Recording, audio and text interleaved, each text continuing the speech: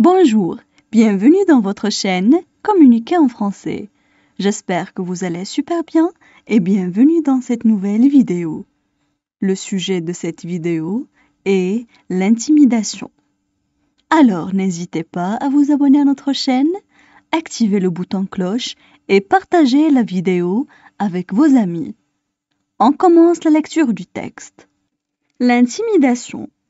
La cyberintimidation, c'est quand on utilise des outils technologiques comme un téléphone intelligent ou les réseaux sociaux pour intimider ou harceler une personne.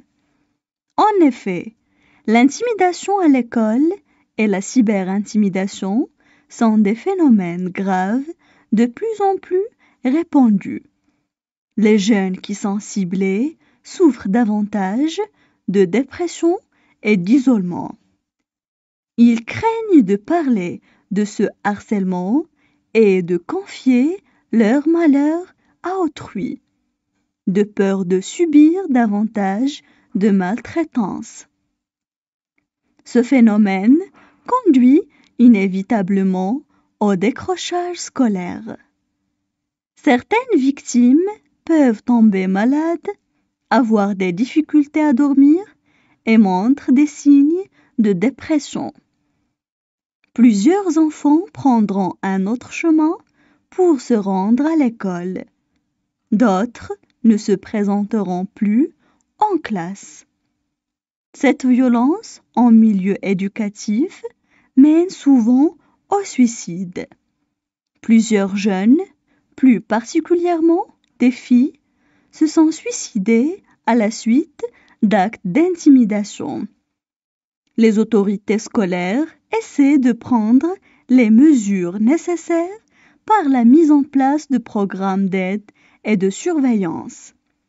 Mais le problème demeure profond et il est difficile à contrôler. On passe maintenant à la traduction en arabe. L'intimidation. L'intimidation. La cyberintimidation, c'est quand on utilise des outils technologiques. La cyberintimidation, c'est quand on utilise des outils technologiques. Comme un téléphone intelligent ou les réseaux sociaux pour intimider ou harceler une personne. Comme un téléphone intelligent ou les réseaux sociaux pour intimider ou harceler une personne. En effet, l'intimidation à l'école et la cyberintimidation sont des phénomènes graves, de plus en plus répandus. En effet, l'intimidation à l'école et la cyberintimidation sont des phénomènes graves, de plus en plus répandus. Les jeunes qui sont ciblés souffrent davantage de dépression et d'isolement.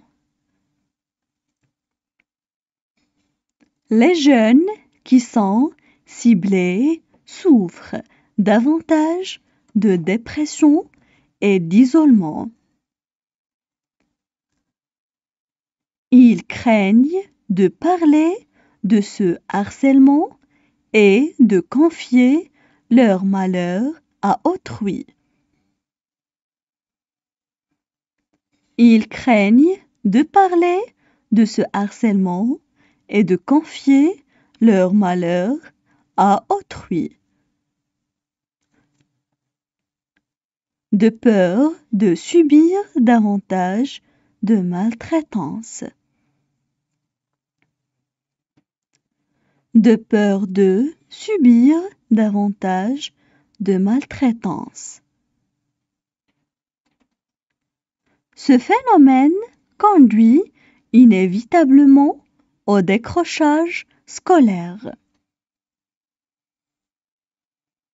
Ce phénomène conduit inévitablement au décrochage scolaire.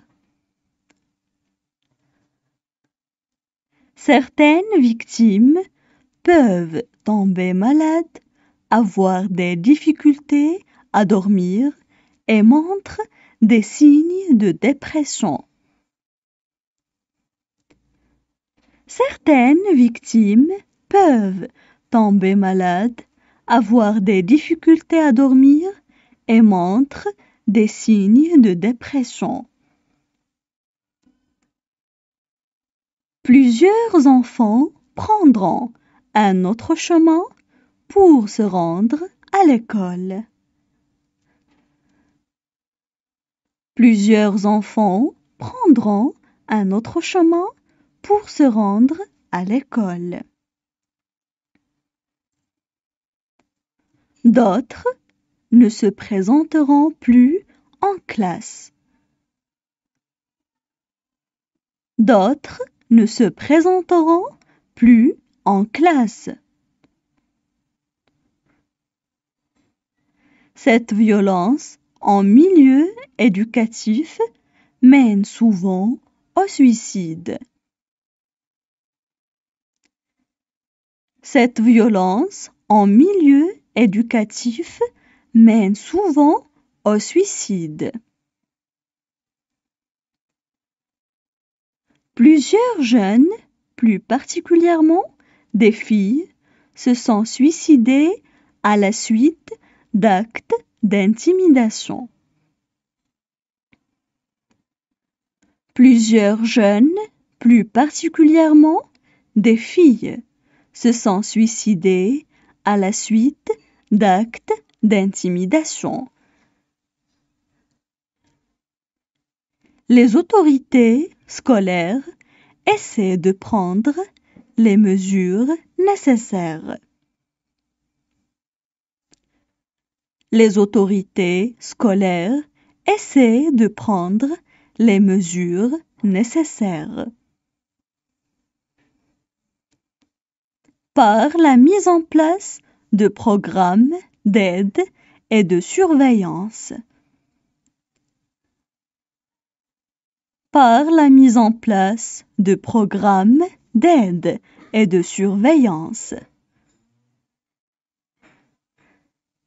Mais le problème demeure profond et il est difficile à contrôler. Mais le problème demeure profond et il est difficile à contrôler. Maintenant, je vais relire le texte. L'intimidation. La cyberintimidation, c'est quand on utilise des outils technologiques comme un téléphone intelligent ou les réseaux sociaux pour intimider ou harceler une personne. En effet, l'intimidation à l'école et la cyberintimidation sont des phénomènes graves de plus en plus répandus. Les jeunes qui sont ciblés souffrent davantage de dépression et d'isolement. Ils craignent de parler de ce harcèlement et de confier leur malheur à autrui, de peur de subir davantage de maltraitance. Ce phénomène conduit inévitablement au décrochage scolaire. Certaines victimes peuvent tomber malades, avoir des difficultés à dormir et montrent des signes de dépression. Plusieurs enfants prendront un autre chemin pour se rendre à l'école. D'autres ne se présenteront plus en classe. Cette violence en milieu éducatif mène souvent au suicide. Plusieurs jeunes, plus particulièrement des filles, se sont suicidés à la suite d'actes d'intimidation. Les autorités scolaires essaient de prendre les mesures nécessaires par la mise en place de programmes d'aide et de surveillance. Mais le problème demeure profond et il est difficile à contrôler.